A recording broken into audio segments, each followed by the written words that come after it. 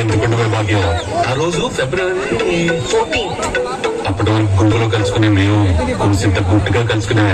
ఇప్పటికే మూమెంట్ తలుచుకుంటే ఊరికొచ్చేస్తుంది. చిరు చిరు చల్లల్లో పెదవులు తడిసాయే, తడిసిన ఇద్దరి పెదవుల పైన మెరుపులు మెరిసాయే, ఉరుముల చప్పుడులో